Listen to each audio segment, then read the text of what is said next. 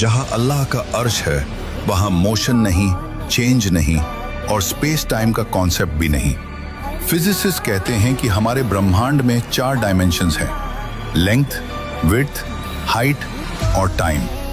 लेकिन अल्लाह का system in चारों से बाहर है।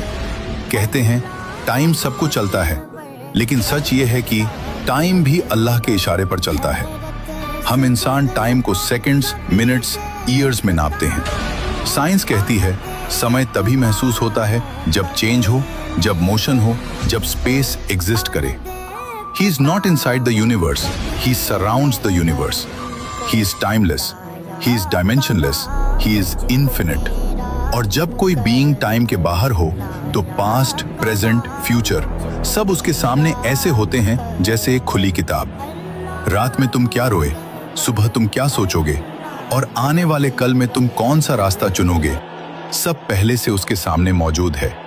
इसीलिए कुरान पास्ट टेंस में कहता है हो चुका, हो गया, लिखा जा चुका, होकर रहेगा।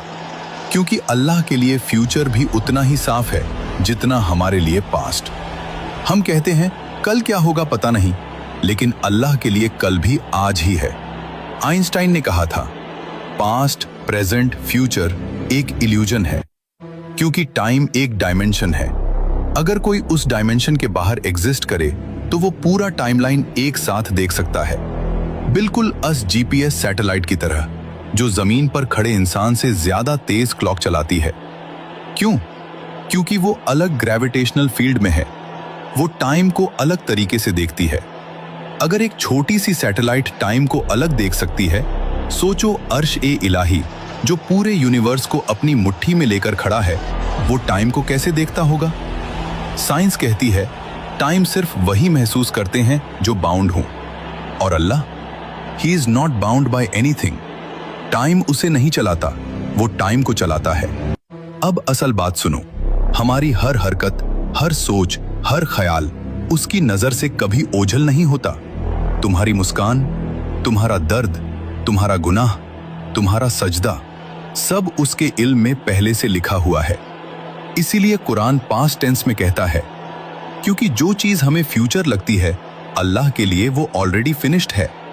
हम चलते हुए वक्त को देखते हैं, अल्लाह ऊपर से पूरा वक्त देखता है।